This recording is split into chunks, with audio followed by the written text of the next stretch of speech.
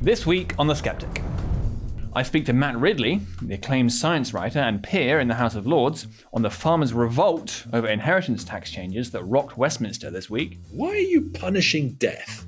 Why are you going to people at their most vulnerable moment in their life when they've just lost their dad and the taxman comes knocking on the door and says, we'd like 20% of what you own and we don't care how you get hold of it, even if you have to sell the land? Writer and former parliamentary researcher James McSweeney, for a deep dive into Britain's political class and why it gets so much so wrong, especially on net zero. The story of my time in Parliament was that people have a lot more interest in just creating 30-second clips for social media than they do in what should be their full-time job, which is scrutinising policy legislation. And for our premium subscribers, I'm joined by Connie Shaw, an outspoken gender-critical student at Leeds University, who earlier this year experienced what trans activists say is a myth: a man in the women's bathroom. It did feel extremely violating, and because of the response, you can't really say anything back, because according to the UN, he is a real trans person and he does identify as a woman, so I have no right to question that. If you're not already a donor, make a donation of at least £5 a month for The Daily Sceptic, log in with the same email, and you'll find a link to the premium version of the podcast on the homepage, including instructions about how to listen to it on your favourite podcasting app. Donors will also be able to access articles behind our paywall and join our discussion threads on Discord, where you'll have an opportunity to discuss the latest Daily Sceptic content with other donors, members of the editorial team, and some of your favourite contributors. You can access all this bonus content for as little as £5 a month. Just go to dailyskeptic.org/donate. Now, on with the show.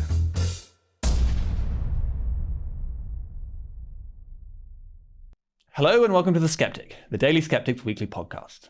I'm your host, Laurie Wastell, an associate editor at The Daily Sceptic. Now, this week, 20,000 farmers descended on Westminster.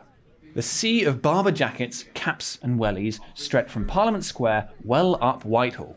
And I can tell you the rain did nothing to dampen the good cheer and grim resolve of these sons and daughters of the soil. From the Highlands of Scotland to Cornwall, from Wales to Northern Ireland, they came to voice their displeasure at Downing Street, at changes made in the budget to agricultural property relief, inheritance tax, which they believe will destroy the farms they have stewarded for generations. Yet the Labour government continues to insist that they've got their sums wrong, that the vast majority of farmers won't be affected by the changes, and essentially that the people that grow our food and tend our green and pleasant land are making a fuss over nothing. So what's going on here? Well, to discuss that, I'm very pleased to be joined by Matt Ridley, who's an acclaimed science writer, who's also the Viscount Lord Ridley, and who lives on a farm. So welcome to The Sceptic, Matt. Thank you, Laurie. Nice to be with you. Good to have you here. Okay, so let's start at the beginning here, shall we? So you live on a farm, you don't work the farm, but you'd know about this, of course. And even before we get to the budget, life has been quite difficult for farmers recently, hasn't it? With multiple things, but I think particularly with energy prices being very high.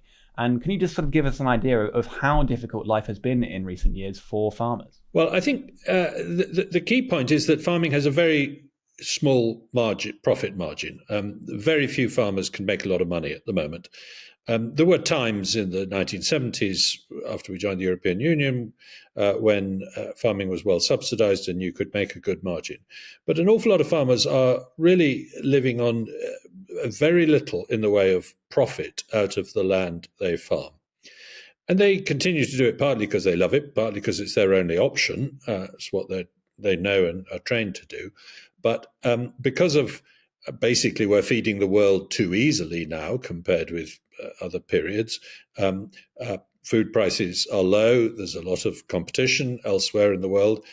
We haven't really pushed the new technologies that could improve farming as much as we should have, particularly in the genetics area, to make so the improvements in yield and so on that deliver profit margins for farming hasn't been there. And of course, costs have been rocketing up. The cost of energy, particularly farming, requires an awful lot of diesel. The cost of fertilizer, which again is made from fossil fuels, so it goes up with the price of that. But also the cost of land, the cost of labour, and all the other inputs. So it's not easy being a farmer in Britain. We're at the margin of arable farming anyway, as a country, we're quite far north, we're quite cold, quite wet. It's quite difficult to make wheat crops work. When it works, we can grow very big wheat crops, actually. We've got such day length in June that Northumberland, where I live, held the record for the most wheat yield per acre for a number of years. I think it's now held by a New Zealand farm. So British farmers are working in a very constrained environment where there's an awful lot of rules about what they can and can't do. They're working on very tight margins, and it's a tough business to be in, but they're pretty good at it. Yeah, and one of the points that the farmers were keen to stress at the protest today, on the day that we were filming this, is that they aren't just a business like any other. They're also stewards of the land. They're not just selling crops. They're making it nice for tourists potentially to be walking on it, and they're tending it for the next generation. And I suppose, that's one thing that could be missed here, isn't it? I mean, how important is that role that farmers play of stewarding our green and pleasant land? Well, I think that's one of the key points, is that for the farmer, the field is the factory floor, if you like. But unlike a factory owner, he can't really do anything he wants on that factory floor, because he is under a huge number of environmental obligations, particularly today, to preserve hedges, look after birds, wildlife, and other things, and also put up with and encourage human access to the countryside, dog walkers, and all that kind of thing. So, yes, it is in that sense very different from other industries, in that you've got the public demanding, quite rightly, environmental benefits out of your factory. Now, that's quite a tricky trick to pull off, but it can be done. And I think farmers actually have adjusted very well in recent years. Certainly on the farms I know in Northumberland, people are providing margins for wildlife, farming very intensively where you can, but leaving some aside. I think that is a much better way of farming well where you can, but leaving plenty of habitat for wildlife as well, than farming badly everywhere, which is basically the organic recipe. And then, so turning to the budget and these tax changes then. Now, there's been quite a lot of controversy over this and the extent of actually how many farmers will be affected by these new tax changes. And the government have been saying actually will only be something like 25% of farmers at most, and the vast majority, they say, won't be affected. But one of the ways this was illustrated quite effectively today, I think, is that Jeremy Clarkson, when he finally took the stage towards the end of the speeches, he simply said to the crowd, well, how many of you will be affected by this? And asked people to put up their hands. How many people here, if you'd raise your hands, are from a family farm? I want to see, right. I hope you can see that. I hope we've got our cameras from the show up high to see. That's a lot of hands. Now, the vast majority of the crowd did put up their hands. So, I mean, what's your sense of the numbers here, Matt? How many farmers will actually be affected, and particularly those family farms, by this change? Well, I think there's been a big confusion, because the government said that 75% of those claiming agricultural property relief will not be affected because their claims are too small to hit the threshold where the new inheritance tax would come in. But, of course, most of that is people who are not professional family farmers. That'll be people who own a bit of land, a paddock or two, as part of their home or as part of their business, and they've claimed agricultural property relief on that, but that's not their main income, that's not their main livelihood. So if 3/4 of people are not claiming it, that's because most of them are not full-time farmers. Full-time farmers in this country are likely to be farming, if they're trying to support a family, something like 400 or 500 acres, maybe 150 hectares, something like that. And if you're doing that, then your farm is likely to come into the agricultural, to come above the threshold so that it is charged agricultural property relief or business property relief. Now, the point is, what the government has done is said that you can't, you merge business property relief and agricultural property relief. So it's not just the value of the land that's coming into the inheritance tax calculation, it's the value of the tractors, the combines, the machinery, all that kind of thing. And so it's very likely that a family farm if the owner dies, will be charged inheritance tax at the new rate of 20% on at least some of its assets. And I mean, just give us an idea of how damaging that would be to many family farms. Well, the problem is, suppose your farm is hit with £500,000 of inheritance tax when you die. It's very unlikely you've got that cash in the bank. Most farmers are either in debt or have very small cash reserves.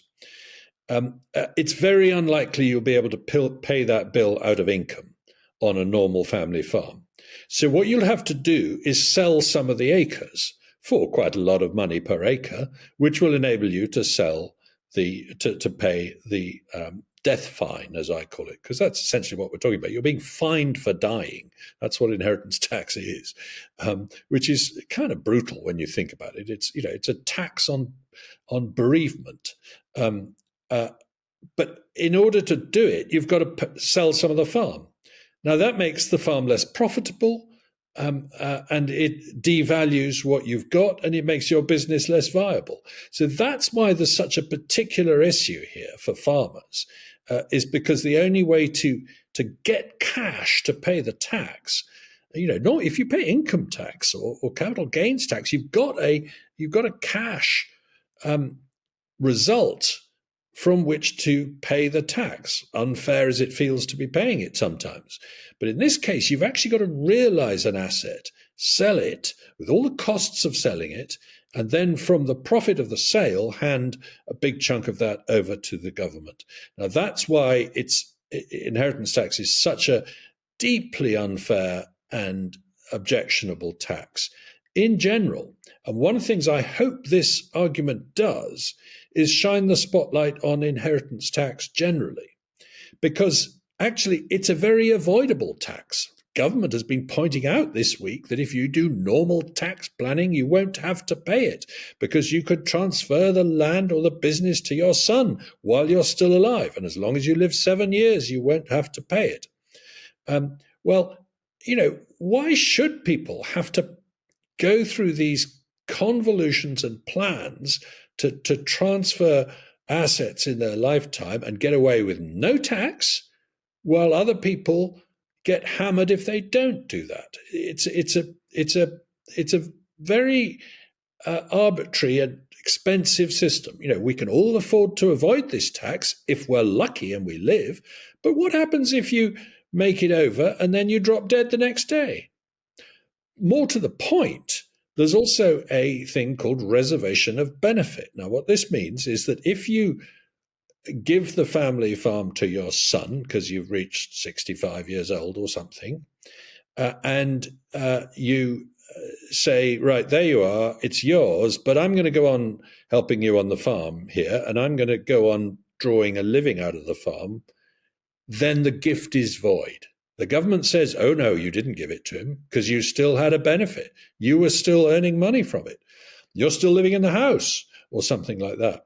So this is a really tricky problem for farmers because, what they want to do, sure, is give it to their son or daughter, but they also want to go on working on the farm to help the son and daughter. And if they do that, then they're back in the inheritance tax problem. Now, that seems to me to be a really big reason why there is no way round the risk that most family farms will face from this new tax. And I should add that one of the proposals today was actually from a small business owner, of whom there were also quite a few there, and who was saying that actually small businesses, family-owned businesses, of which there are, he said, 4.8 million in the country, should also be released from inheritance tax so they can give it to their children. The problem is inheritance tax generally. It falls worse on farmers for reasons we've discussed. And by the way, there's a particular issue that I think hasn't been brought up enough. And that is that quite a lot of farmers are now looking across the fence to their neighbour's land and seeing that land is owned by a corporation or a charity or the government itself through the Forestry Commission or Natural England or somebody like that. Now, they don't die, so they never have to pay this tax. And that's unfair. The playing field has been has been made less level in terms of whether an individual or a family owns it versus whether a corporation or a government body owns it. The National Trust doesn't pay inheritance tax. The Forestry Commission doesn't pay inheritance tax. The Ministry of Defence doesn't pay inheritance tax. These are large landowners. Why are they exempt from this tax when individual families aren't? Because they don't die. But that brings you back to the question, why are you punishing death? Why are you going to people at their most vulnerable moment in their life when they've just lost their dad or their husband? Well, there is exemption between husband and wife, but let's say you've just lost your dad and the tax man comes knocking on the door and says, we'd like 20% of what you own, and we don't care how you get hold of it, even if you have to sell the land. And they don't do that to your competitor, the big corporation or the big charity just across the fence. That seems to me to be a particularly cruel aspect to all this. And one thing just to clarify before we move on, I mean, I do wonder, given that these assets aren't really making very much profit over time, why is agricultural land so expensive? Yeah, well, God isn't making much more of it, if at all. That's always been the real problem. And if it's a bit like housing. You can't make much money out of renting a house to someone compared with the value of the house. But because there are a lot of people who want houses, they drive up the value of houses. So to some extent, farmland has been, the value of farmland has been inflated by demand for it. Now, some of that demand has been from people trying to escape inheritance tax, because if they make a lot of money, in a factory, and they want to leave that money to their children in a way that doesn't pay inheritance tax, then one of the ways has been to buy agricultural land and, as it were, pretend they're a farmer. Now, you can make the case that bringing inheritance tax onto farmland again, because it was on it a long time ago, but it's not been on it for the last 30, 40 years, that doing that will bring down the price of farmland.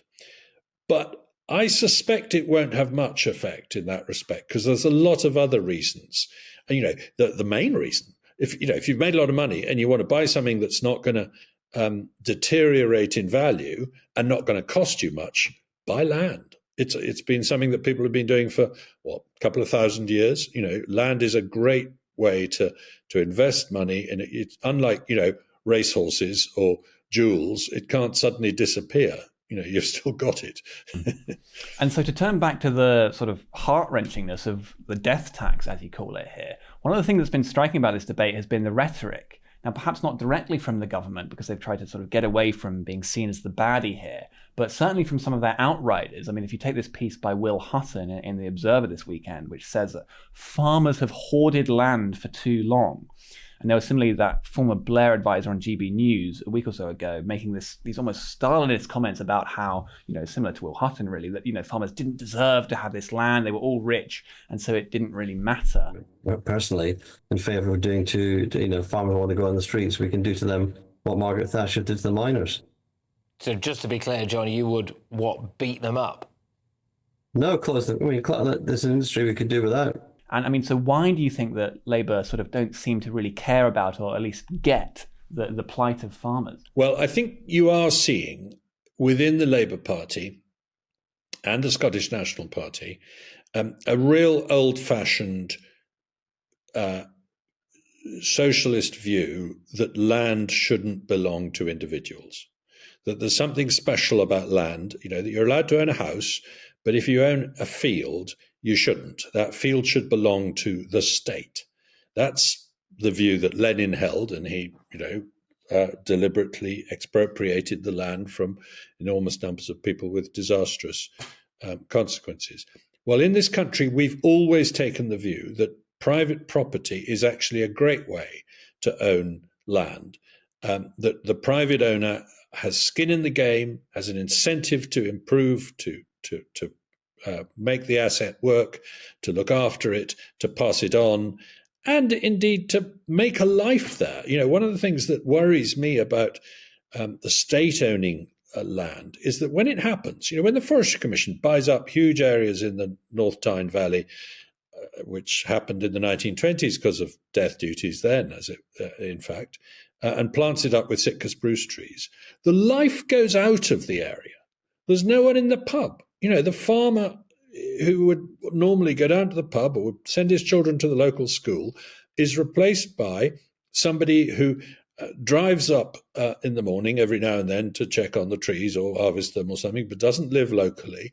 The state owning land can be a very deadening effect on rural communities. And that's something that I think is a really important part of this debate. What the farmers want to do is, in the remote valleys of the Durham Dales or the Northumberland Hills, which I know, it's very important that these families who've been farming this land for many generations have a chance to stay there, to invest in the land, but also, to invest in the local services and keep the pub going and all the other organisations that are around there.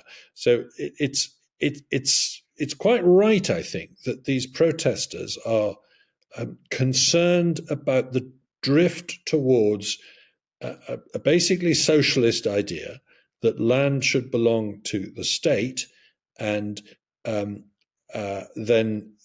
communities should be allowed to die. Now, how Will Hutton got the idea that any farmer is hoarding land, I mean, what on earth does that mean? People they buy and rent land in order to grow crops with which to make enough margin to pay their rent or pay off the mortgage or whatever it is that they're doing, and to put food on their own table like everyone else. If you are working as a hairdresser in a town, are you hoarding hair? No, it's a ridiculous way to think about it. Yeah, and so one of the other points that was stressed today was, well, there's no majority without rural constituencies, and Labour, with a big majority at the moment, does actually have quite a few rural seats nowadays, which is obviously unusual for them. And we'll get into some of the other ways this might be turned into a political issue by, say, Reform or by perhaps Jeremy Clarkson himself in a minute. But how worried do you think Labour should be about having angered the farmers in this way? Well, I think if you look at most constituencies, even quite rural ones, you could come to the conclusion, if you were a politician, most of my voters live in the towns, the villages. Even if they live in the countryside, they're commuting to work in the towns. The number of people who are actually working on the land is very small in the UK, so I can safely ignore them. But I think that is a big mistake, because an awful lot of the other people do have an interest in the land. And also, although they may be small in number, they are looking after a very large percentage of the area of your constituency. And often that's an area which would be really problematic if it wasn't allowed to earn its own living through farming. So it's very short-sighted of the Labour Party to ignore the fact that, as you say, it does now represent a lot of rural people. And the very first thing it's done is annoy them enormously for the sake of a trivially small sum. It's not a small sum to you or me, but it's a small sum to the government, £700 million a year. For a relatively small sum, they have enormously annoyed a very important part of rural Britain, who keep, and let's go back to this point, who keep the green and pleasant countryside looking green and pleasant. It doesn't stay that way if you ignore it. These are the people who clear up fly-tip litter and cut the hedges and keep the paths open, the public footpaths. If you own land, you're under a duty to keep public footpaths open. There's an awful lot of work goes into making the countryside available to everybody, and it's farmers who do that work. Yeah, and so they've obviously annoyed the farmers in general, and they've annoyed one farmer in particular, and that's Jeremy Clarkson. And Clarkson, of course, has really put farming on the map in recent years. A lot of people were remarking on this at the protest today, in fact, with his Amazon documentary Clarkson's Farm, which has really been a big hit. And it's really sort of, cemented farming much more in the public imagination than it had been before in recent years, I think. What do you make of Clarkson in this unlikely or maybe likely role as a tribune of the plebs or of the farmers, I suppose? What do you make of him in that role? And, why is he such a successful advocate for the cause of farmers? Well, when that programme first appeared, it was a tremendous breath of fresh air for the farming community. I can't tell you how many conversations I had with people in rural areas and farmers in particular who said, at last, someone is showing farming as it really is. But if he'd done that in a boring way, saying these are the sums and this is how much it costs, it wouldn't have got a big audience. But the way he did it with such humour and bringing out the rural characters, the Calebs and Cheerful Charlies and other co-stars of his show, and the way he made a fool of himself throughout was absolute genius. The man is...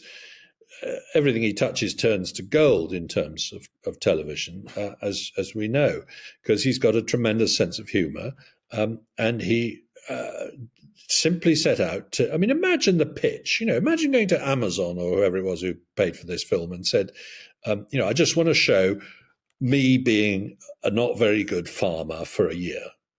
What? How's that going to make a good program? But it was. They just couldn't believe their luck when they saw the viewing figures for these series. I've enjoyed it. Many other people have enjoyed it. And as I say, every farmer I know thinks that what he did was show the obstacles, the opportunities, the jokes, the mistakes, the wonderful things that happen on a farm in a humorous but very insightful way, and he deserves, in my view, to be the voice of the farming industry. He did more for farming in one series than Countryfile, I'm afraid, had done in 20 years. Their sort of preachy tone and their obsession with organic farming and middle-class hippies and things just didn't go down nearly as well in the countryside, or increasingly didn't go down. It's not a bad program at its best, but Clarkson did an extraordinary job. And so if you think of the part of the country that Jeremy Clarkson's in, that's the Cotswold. It's a relatively posh area. And in terms of the politics, it's sort of a fight between mostly the Conservatives and the Lib Dems, and maybe Labour a bit too at the most recent election. But of course, there's also a lot of farming in Wales. And there was an interesting poll today, in fact, which put Reform actually ahead of Labour in Wales. And in fact, recently you had farmers going to the Labour conference to, make their anger known. And in particular, this is to do with net zero policies and set-asides that Mark Drakeford wanted to bring in for farmers to be forced to set aside 10 or 20% of their land for various rewilding type initiatives, which obviously would be very costly to farmers. So will Reform be able to sort of pivot its way towards being a farmers' party in Wales? And, what do you make of that issue more broadly? Well, I don't know Wales well. I've been there a few times, but I know the north of England much better. But a lot of Wales is upland, and I live in an area with a lot of uplands too. So I do know some of this. I'm not a pollster. I don't know how well Reform is doing in the countryside, either in Wales or in England. But I do know that both the Tories and Labour have been dead set in favour of net zero. And that is having some really worrying implications for the countryside in particular. Because, one of the ways to help us meet net zero is to plant trees. Now, buying land to plant trees on has become a favourite habit of city hedge funds and private equity businesses and other big capitalist organisations, including large insurance corporations and others. They've been bidding up the price of land way more than the people seeking inheritance tax relief, for example. And there was a recent case in Wales where a farmer was trying to buy the land he'd farmed for years as a tenant, but he was basically gazumped by a beastly great corporation that wanted to cover it in Sitka spruce trees, where there would be no one working the land anymore. There'd be nobody in the pub and the school, as I say. So the impact of net zero, by encouraging really unattractive and really uneconomic tree planting of the wrong kind in our uplands, has been a scandal for many years. And you can't really grasp the nettle of that scandal unless you get jolly sceptical about whether pursuing net zero at all costs is the right thing to do. Now, it looks to me like Reform is the only party prepared to do that at the moment. I hope the Tories are having a big rethink about that in opposition. But I think if they're going to champion the countryside, they need to, like Reform, become a lot more sceptical about what's happening in the name of net zero. Okay, so finally, we've mentioned that Labour has angered the farmers, and in the coming months or maybe years, do you foresee that they're going to have to U-turn on this issue? How do you think it will play out? I'm absolutely sure that this government is desperate not to do a U-turn on any issue, because once you start doing U-turns, people scent blood, as they say, and start to try and make you do more U-turns. But I'm also sure that they are deeply regretting stumbling into this. I think the Treasury civil servants went to Tory chancellors and said, let's get rid of agricultural property relief, inheritance tax. And luckily, the Tory politicians said, no, not going to do that. They caught Rachel Reeves when she was new in office and not very experienced, and hasn't been working as an economist for nearly as long as she claims she has, according to her CV. And she didn't realize what a nest of problems she had created for herself. So if I were them, I would find a way to soften the blow by dealing with things like this reservation of benefit issue that I mentioned, by exempting farms if there is a sudden unexpected death before a certain age or something like that. You can find ways to say, I haven't U-turned, but I've made it less painful, this policy. I personally would remove all these reliefs from inheritance tax, but I would cut inheritance tax to 5%. And then it's pretty well affordable for everybody. And you wouldn't have to spend your time hiring expensive lawyers and accountants to work out how to avoid it. Okay, well, Matt Ridley, thanks very much for coming on The Sceptic. Thank you. Now, last month, we received a major warning sign about how precarious our energy grid is today in Britain, when the National Energy Systems Operator, for a few hours, was forced to turn on our emergency blackout prevention scheme. We remain critically vulnerable to energy shortages, says one expert. And regular listeners will know that our present problems with energy in this country are not just down to bad luck or the war in Ukraine. They're the result of years of decisions taken by both parties and by government, especially in their ever-zealous pursuit of net zero. So what's going on here? Why are our political class like this? Well, to discuss that, I'm very pleased to be joined by someone who's really observed Britain's political class up close, and that's former parliamentary researcher James McSweeney. He's also been a writer for publications including The Critic and Unheard, and who now lives in America. So, welcome to The Sceptic, James. Pleasure to be here. Yeah, good to have you here. Okay, so first of all, just tell us a bit about your career as a parliamentary researcher. How you got into it, and what are some of the key things you've observed while being one about Westminster? So I went into politics working for a backbench group of around fluctuating 78 to 80 MPs, and then we had some representation in the Lords. I came in from journalism because I was getting increasingly frustrated by sort of very high-level analysis of policy, people sort of reciting buzz phrases and stuff. I usually think the use of buzz phrases is a sign that people are using them as a substitute for thinking. So I usually see that as a red flag indicator that something should be looked into. So I went in kind of a bit naive, optimistic about what the culture would be like. I went in as a sort of a policy nerd, and soon kind of came up against the fact that most MPs do not read the legislation that they vote for. They have very little interest in it. They have very little interest in reading command papers, white papers, green papers, secondary legislation, etc. A lot of ministers don't seem to either have very much interest.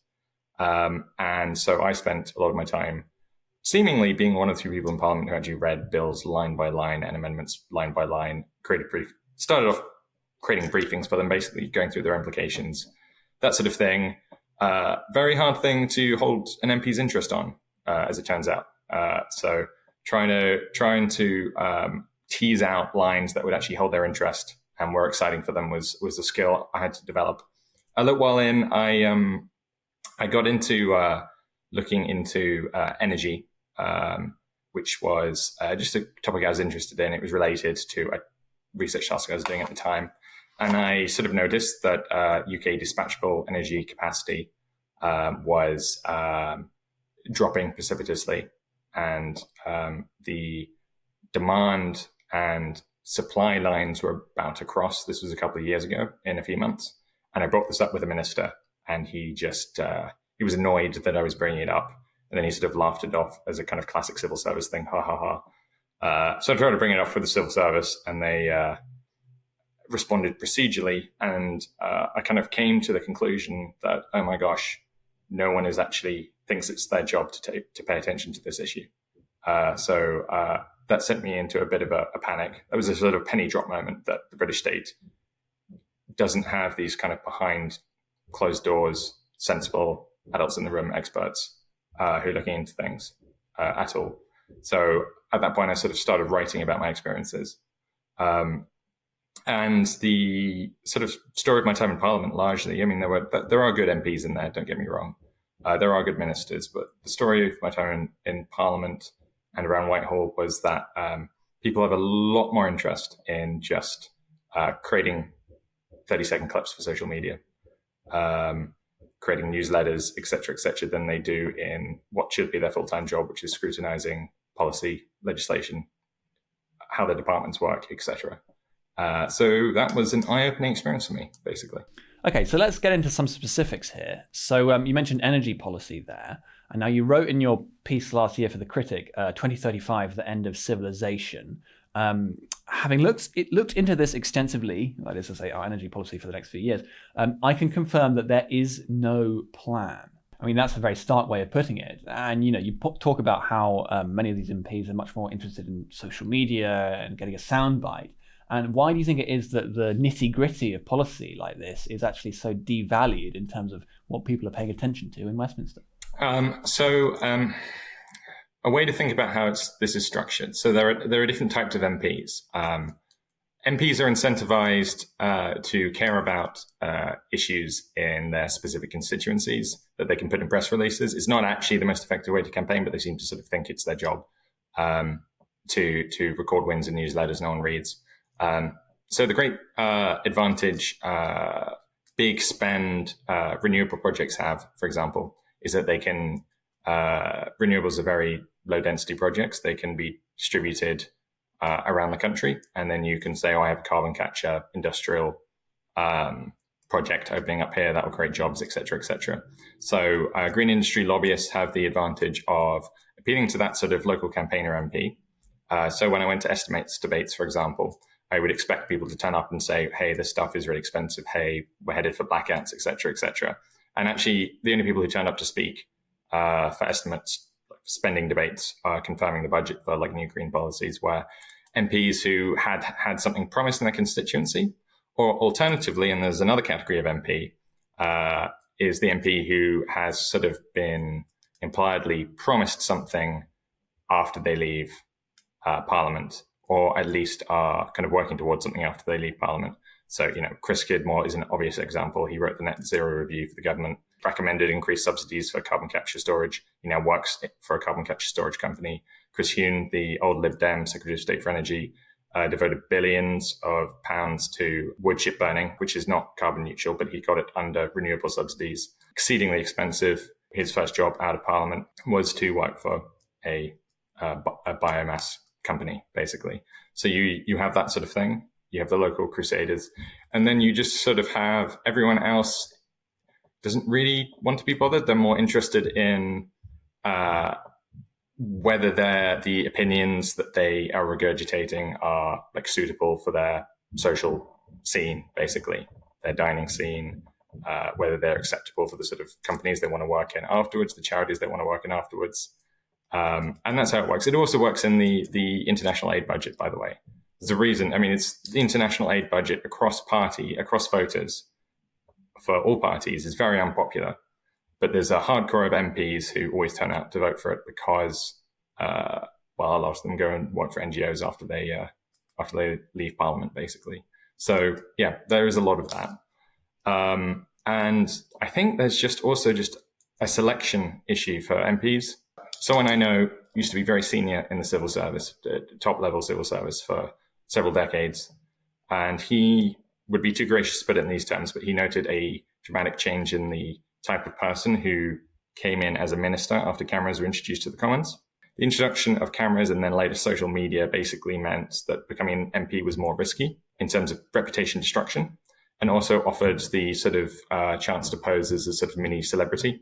So he described to me a change in ministers from someone who's kind of quiet, largely anonymous at most levels, interested in policy, to someone who is very, very interested in being in front of a camera and had very little interest in detail. So you have that selection bias. I mean, if you have a system that promises minor celebrity, high reputational risk, and not particularly good pay, you're going to select a certain kind of person who has a kind of reduced sense of risk and a possibly great sense of their own like personal worth, which is not a good personality type, basically, to have into running what is effectively a multi-billion-dollar corporation, which is what a government department is. Okay, so incentive problems there and the selection process of MPs is one thing. But another problem is the complexity of legislation, I think. And in fact, there's one thing I wrote last year on a bit of Tory legislation was this energy bill. I'm sure you know about it. You know, it's about 500 pages long. And it included, if you really look very closely at it, it included the ability essentially for the government to switch off your electricity in your home using a smart meter. If that was set up. But obviously most people that voted for this law probably wouldn't have seen this or you thought to read this particular part of it. And you know, in fact, you know, it was signed by a Tory government and actually probably some net zero skeptical MPs would have signed it.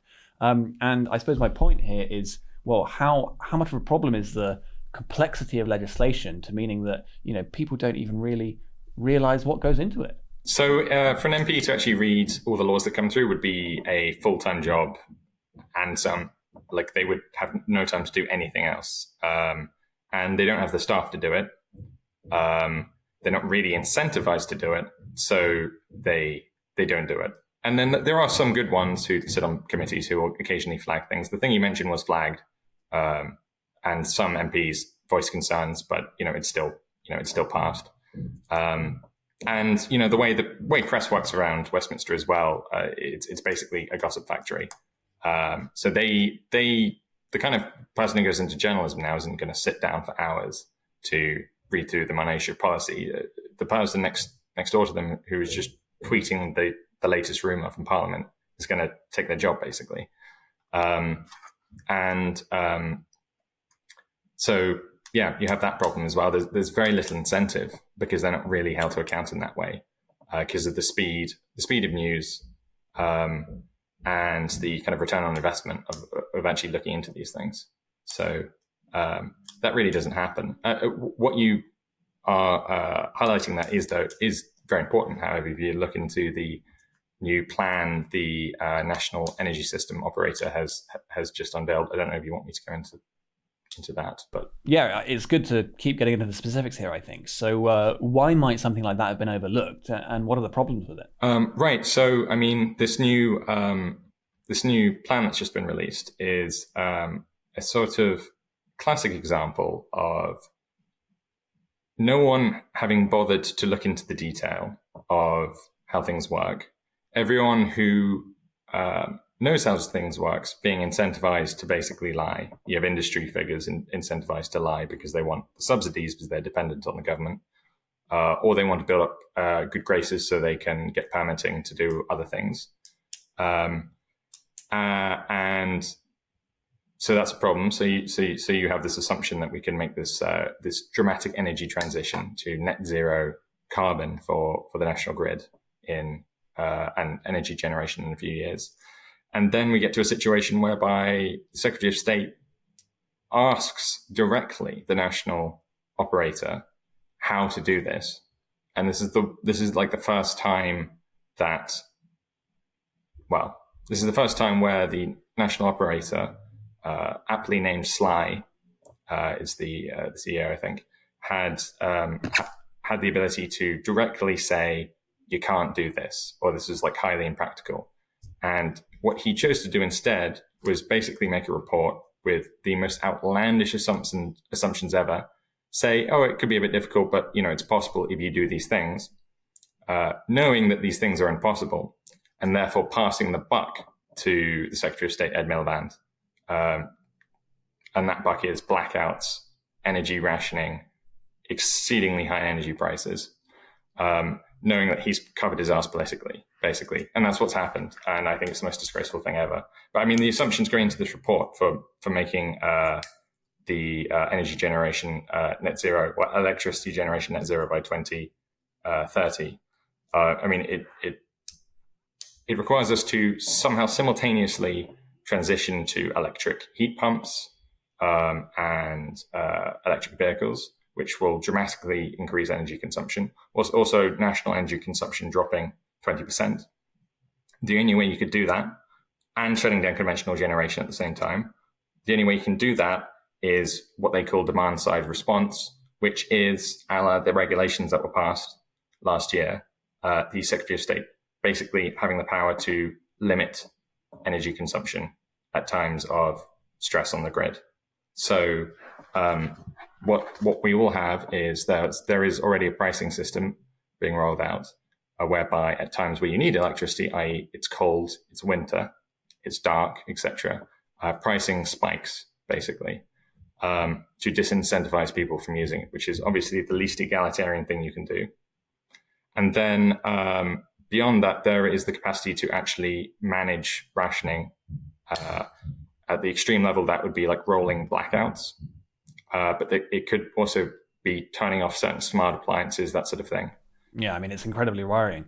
And so, I mean, let's get into Ed Miliband's motivations and psychology in a second, perhaps. But to push the premises here just a little bit further, I mean, you say that Ed Miliband hasn't really noticed the gaping flaws in the plan, right? And I mean, how do you see this playing out? Because when are the wheels going to come off? Because, essentially it seems with every decision we make now, we're getting closer and closer to blackouts. I mean, is that what's actually going to happen? So this was the last chance for the operator to just say no, and to prevent sort of the inevitable, or to spell out explicitly what would need to happen. And so the only thing I can see happening now is a blackout forcing a realization. Interestingly, I mean, a lot of researchers, very good researchers, have been pointing out this problem in recent years and just not really getting much attention for it beyond particular policy circles. Part of the reason for that is there are renewable energy companies like Octopus actually fund a lot of right-leaning think tanks in Westminster, so they have an incentive to sort of keep their heads down there. But we've been pushing it for years. One thing that's changing now actually is in light of the US presidential election, like Elon Musk and company have actually been tweeting about how dysfunctional the UK energy market is and how high our prices are. The fact that we have the highest prices in the OECD, the fact that we have the highest prices in Europe, the fact they are like a multiple of what they are in the US. So there's a chance the press will have to report on that. But there is just this extreme denialism. Ed Miliband has invested his entire political ego in the fact that he can do this. And so he will have to be fired. Labour would have to say that the biggest part of their kind of growth policy platform is undoable. And I can't see them doing that easily. So I think we'll actually have to hit a catastrophic event for that to happen. And said catastrophic event, if it were a series of localized blackouts, or worst of all, if it were like a full blackout, that would kill people. Boilers would cease to function. Obviously, heat pumps would cease to function. It would happen in winter. It would be chaos. People would die. And I really think everyone who's nudged this along, every expert who was in a position to point this out and hasn't for the sake of covering their job, is likely to have blood on their hands in the next couple of years. It's really quite... it's hard for me to fathom how unpublic spirited a lot of the people who've ended up in charge of these institutions are. Really worrying. And one of the points you make about this is that America has really gone in a different direction here. Now, I mean, partly in the past 15 years, and also, of course, in the most recent election was the election of Donald Trump. And one of the notable things there was that as soon as he was elected, shares in renewables companies like Ørsted fell precipitously because, the market understands that he's absolutely not a fan of that type of energy, and he's not going to be giving them the big subsidies that they would have been having. And obviously, America's also, does fracking, which we've banned here. And because of that, its economy has been growing quite handsomely. And so do you think, especially if we're going to be having blackouts in a year or two, while America keeps prospering more and more, I mean, do you think that contrast is going to really highlight the problems with the route that we're going down? Well, I mean, America already has disposable income after tax and benefits like over 50% what we have here. And that hasn't made us change course. I mean, they've been more prosperous than us for a very long time. And the mainstream British response here seems to be to just ignore it and kind of respond sarcastically and bitterly to that comparison and invoke nasty stereotypes, that sort of thing. So I think that alone is unlikely to change things. Maybe in some kind of more progressive conservative circles, there is an understanding of this already. And when the next government comes in, some of those researchers, I suspect, will have positions of influence. So that'd be a good thing. But if we're looking at the next 4 to 5 years, the only thing I can see causing a change of heart, given how explicitly the Labour administration and Ed Miliband specifically have invested themselves in this idea of the green transition, the only thing that can make them change course, I think, is a disaster. And that might not be far away. I mean, we are importing energy all the time now via these transmission links to prevent blackouts. And those transmission links, one or two goes down every year, effectively. There's always a reason. Earlier this year, we requested energy from France, and at the same time, they requested energy from us because we both had a shortfall at the same time. And we basically saved the system by firing up our coal stations. They've been turned off now. Just 2 months ago, we were burning our last coal station to balance the grid. That's gone down now. So we are, and this new report that came out that I mentioned, I mean, that shows that we are going to have a shortfall in a few years' time. Even if we do, as they plan, decide to keep our nuclear stations open for, for some of them will be like 15 years past their due close date. We're going to be in trouble. So it just seems like a matter of time at this time. But the time for reason to sway this debate has long passed, I'm afraid. So there are some rocky times ahead there. Yeah, and it's very worrying. And so to bring this back to you, I mean, obviously that's not going to affect you. You're in America, right? You've moved there. And I suppose that is a data point in itself, isn't it? Because you've moved to the land of opportunity where you think that you can probably make a bit more money, for one thing. And that's what's called brain drain. And how much of a problem do you think that is for Britain? I mean, it's also been added to, of course, by the recently massively rising tax budget. And why is Britain such a bad place for someone who is young and wants to be upwardly mobile? Well, I moved here because I want to raise a family. I have a son now, and the jobs I wanted were in London. and to actually have a family-sized home, I'd be having to commute like both ways, an hour, 2 hours a day. That doesn't work with childcare.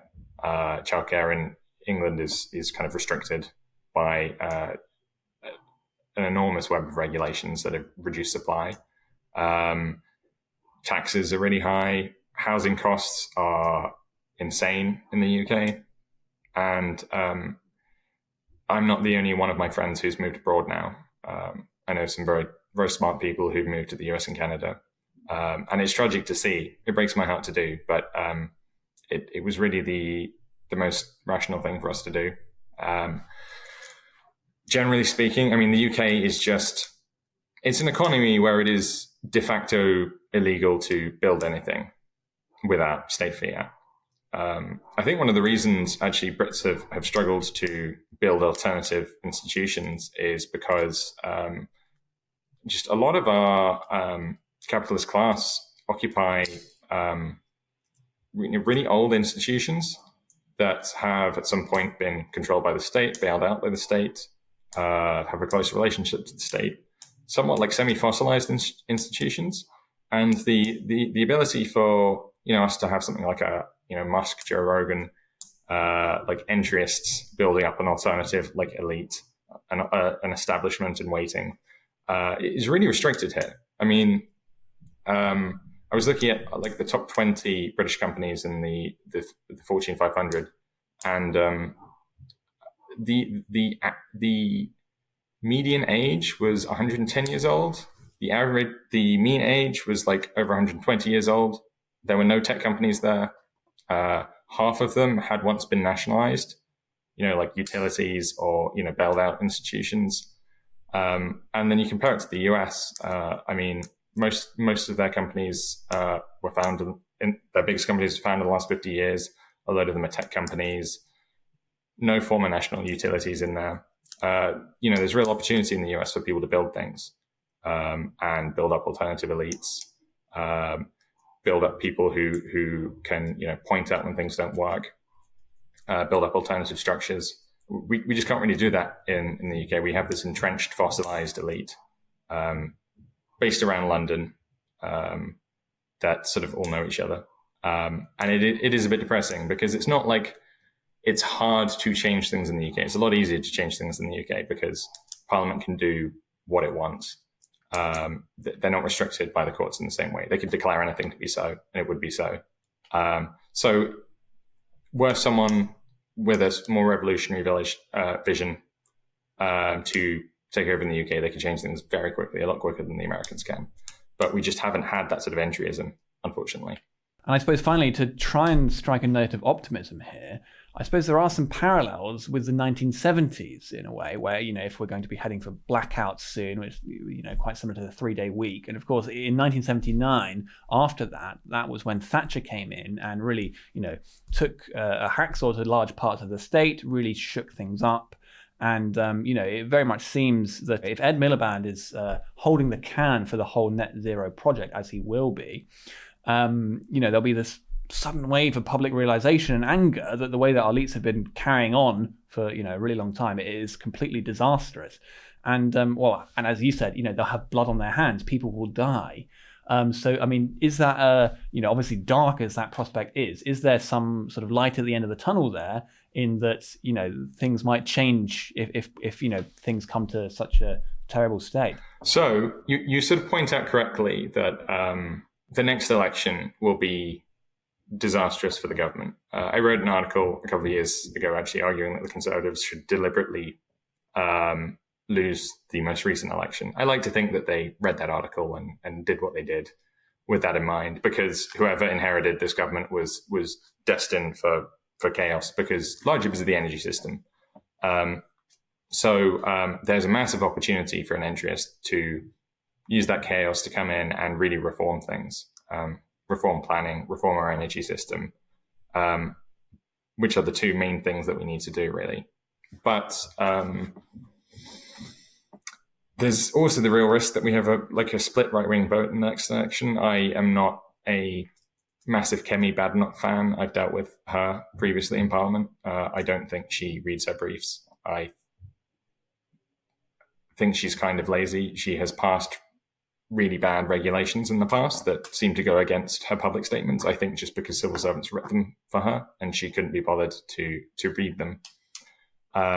So the fact that the Conservative Party had a chance to take someone like Jenrick, who is really interested in detail in my experience with him and really passionate about actually changing institutions, and instead went for someone who, like previous Conservative leaders, is a big talker and has very little interest in detail, makes me a bit concerned. A split right-wing vote at the next election would obviously be, bad